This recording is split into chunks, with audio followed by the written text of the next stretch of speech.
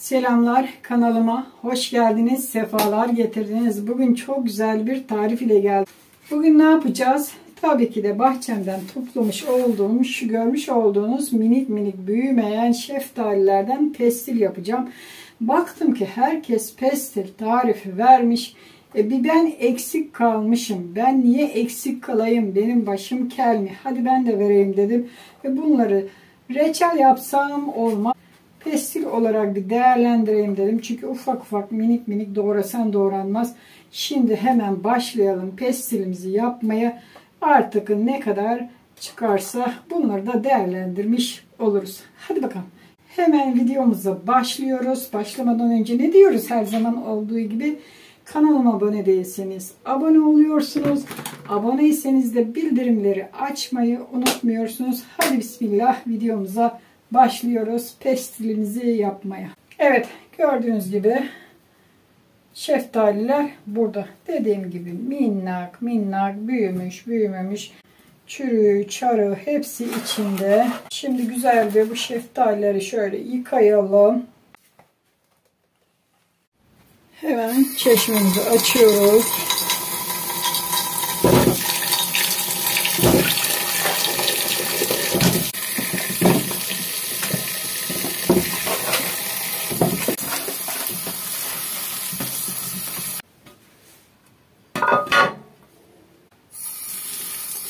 Şöyle bura güzelce yıkayalım. Tozu pası gitsin.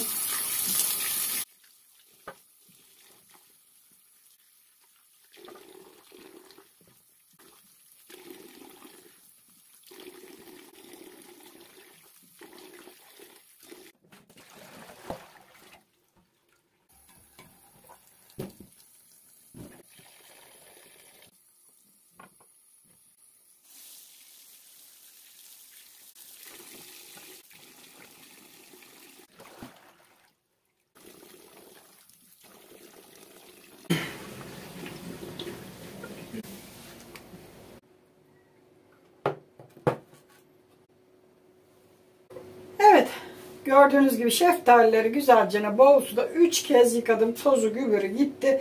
Şimdi ben bunları tenceremin içine doğrayacağım. Çekirdeklerini ayıracağım. Kötü yerlerini kesip atacağım. Hemen başlayalım tenceremize şeftalileri doğramaya. Hemen tenceremi alıyorum. Şöyle kocaman bir tencereye doğrayacağım. Dediğim gibi kötü yerlerini keseceğim. Bakın minik bir şeftali bunlar da çekirdeklerini şöyle çıkaracağız ve ayıracağız. Başka bir şey yok. Kötü yerleri bakın. Olan yerleri de böyle kesip atacağım.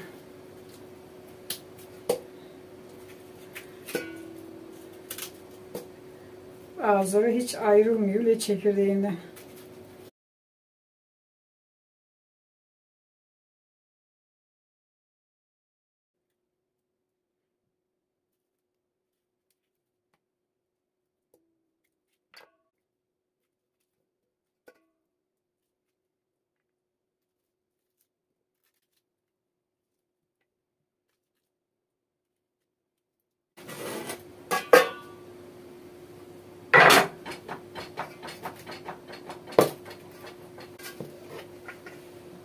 Evet, gördüğünüz gibi şeftalileri doğradım. Şöyle eziğini, çürüklerini ayırdım da ezik yerlerini falan attım içine.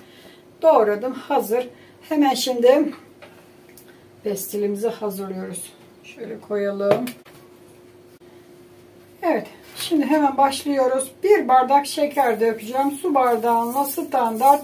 Bu toplamda 3 kilo falan vardır. 1 bardak döküyorum. Şöyle 1 su bardağı da su döküyorum. Bu kadar yeterli. Hemen ben şimdi ocağa pestili kaynatmaya koyuyorum. Hemen şimdi ocağa koyalım ve ocakta pestilimizi pişirmeye başlayalım. Ocağımızı yakıyoruz. Evet. Ocağımızı yaktık. Şimdi pestilimizin kaynamasını bekliyoruz. Tamamen kaynayacak, iyice parçalanacak. Daha sonra yine devam edeceğiz. Evet, gördüğünüz gibi yavaş yavaş kaynamaya başladı bile. Şöyle tamamen dağılana kadar bu kendi suyunu salacak zaten biraz. Kaynatacağız. Bir bardak su koyduk. Yeterli olmazsa birazcık daha ilave edebiliriz ama kendi suyunu salacaktır. Onun için çok fazla su doldurmaya da gerek yok. Tekrar bir de koyutmak için uğraşmayalım. Şeftaliler bayağı bir yumuşadı. Bakın dağılma noktasına geldi. Şimdi ocağı kapatacağım.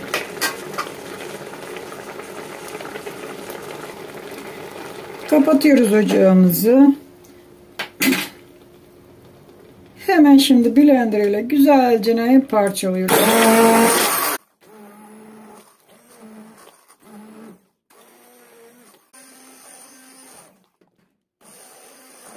Evet, gördüğünüz gibi hiç parça kalmayana kadar şöyle çırptık yani. Sanırsam kalmadı. Güzelce şeftaliyi çırptık. Şimdi şöyle bir kaşık nişasta bir bardağa döküyorum. Bir kaşık nişasta bir bardağa döktüm. Üzerine su koydum. Şöyle nişastayı bir karıştıralım. Bu nişasta pestili bağlamak içindir arkadaşlar. Koymazsanız bağlanmaz. Vıcık vıcık kalır. Erittiğimiz nişastayı hemen pestilimize döküyoruz. Şöyle her yerini karıştıralım. Bu aşamada tadı az gelen olursa yapacak olanlar biraz daha şeker ilave edebilir. Benim yeterli, gerek yok. Şimdi ocağı tekrar yakıyorum. Çünkü kapatmıştık ocağımızı. Şöyle karıştırarak bir iki fıkırdattık mı hemen ocağı kapatıyoruz. Bak, hemen başlayacaktır. Zaten koyu. Pestilin özelliği koyu olması gerek. Nişastadan bağlayacak. Başka bir şey yok.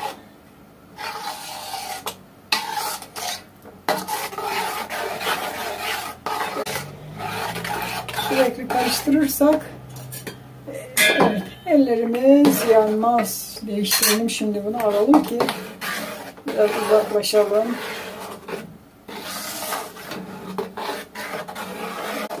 Kıvamını görüyorsunuz mu? Böyle bir kıvam olacak işte. Artık oldu, ocağımı kapattım. Şimdi hemen indireceğim. Alalım. Pestilimiz hazır oldu. Hemen şimdi tepsilere dökeceğiz. Tepsimiz burada. Şöyle bir fırın tepsisine dökeceğim. Tepsinin içini güzelce suyla ıslattım. Ama isterseniz yağlı kağıtta serebilirsiniz. Ben suyla ıslattım. Bunun sebebi de koparırken kolaycacık koparmak için. Hemen başlıyoruz dökmeye. Şöyle tepsimiz burada. Bakalım dökelim.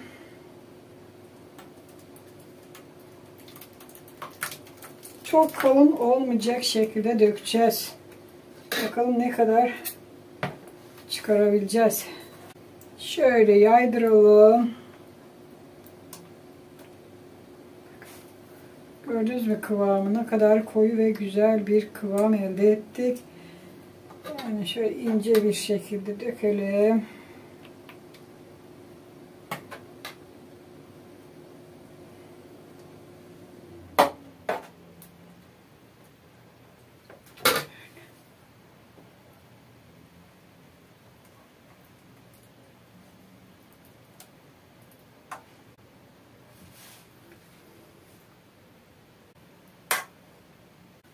Evet. Bu kadar yeterli.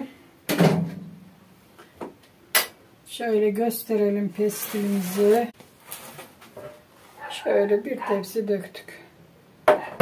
Şimdi pestilin üzerine ben biraz leblebi tozu parçaladım. Fındık, fıstık, ceviz, her ne varsa evinizde atabilirsiniz. Şöyle birazcık serpiştiriyorum lezzet vermesi için.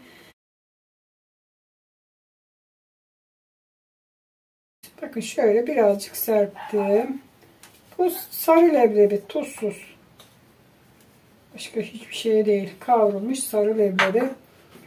Bu da oldu. Bir tepsi hazırladım. Şimdi kalanlarını da başka bir tepsiye hazırlayacağım. Çok güzel oldu. Şöyle dursunlar.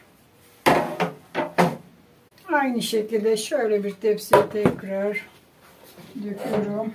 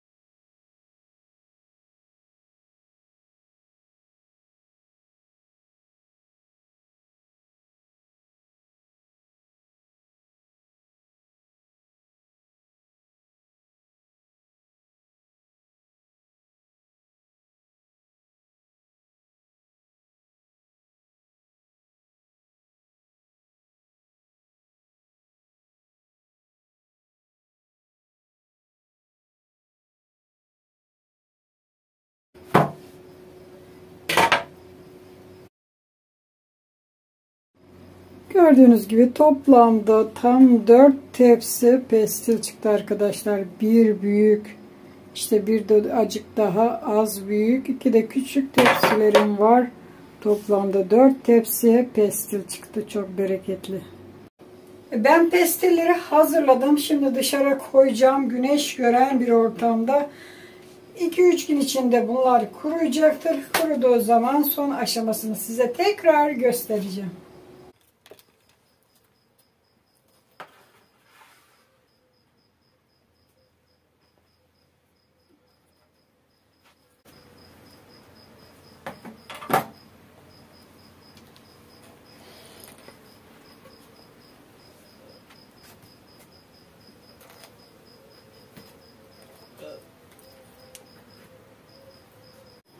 Evet, pestilleri şimdi dışarı çıkardım güneşe.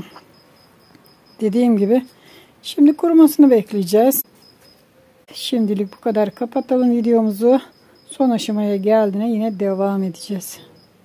3 gün gibi bir zaman geçti ve şeftali pestillerimiz, şöyle gösterelim. Bakın, tamamen kurudu. Hava güneşliyse 3 gün 4 günde bu tamamen kuruyacaktır. Ama hava bulutluysa daha uzun sürecektir. Onun için biraz hızlandırmak isterseniz fırınınızı 100 derece ayarlayın ve yarım saat şöyle fırında 100 derecede tutun ki çabuk kurumasını sağlayın. Bakın benim hava güneşli, 3 günde oldu. Şöyle yakın plandan da çekelim. Nasıl olduğunu kendi gözlerinizle görün. 4 tane pestilimiz çıkmıştı. Şimdi bir tanesini kaldıracağım. Hemen şimdi bir tanesini çıkaralım. Şöyle. Hemen şimdi tepsinin birini kaldıracağım. Tabii ilk önce şöyle kenar kısımlarını koparmam lazım ki kaldırması kolay olsun.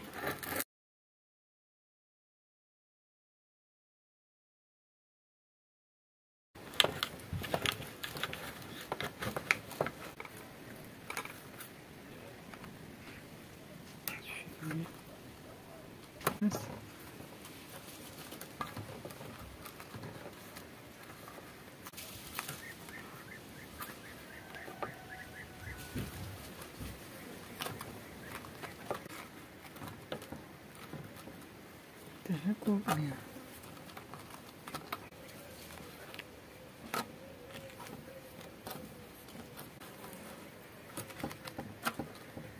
Şimdi şöyle kesiyoruz. Belli bir büyüklüğe geldiği zaman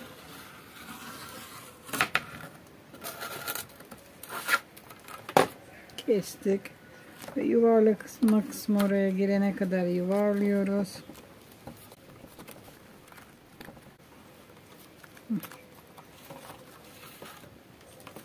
Şimdi sardığımızı şöyle keselim.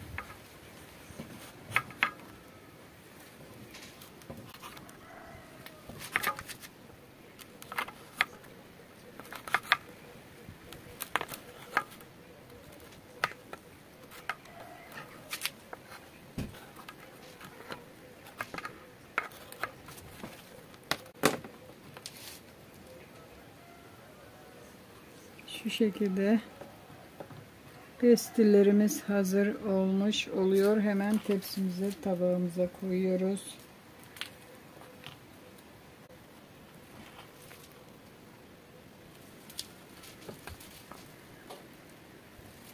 Kalanları da aynı şekilde yavaş yavaş şöyle kaldırıyoruz.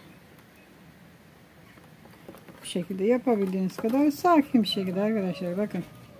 Şöyle pestilimiz olacak. Görüyor musunuz? Şöyle.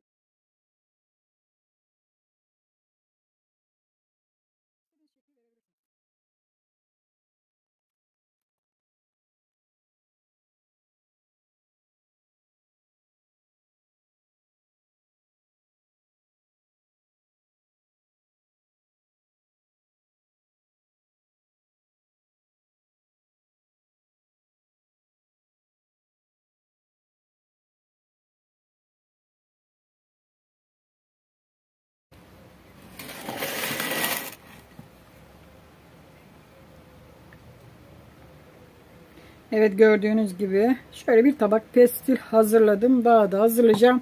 Onları da muska şeklinde sarabilirim. Bir tabağını hazırladım arkadaşlar. Diğerlerini de değişik şekiller verebilirsiniz. Muska şeklinde sarabilirsiniz. Çok da güzel oldu. Şöyle bir tane bakalım bakalım tadına.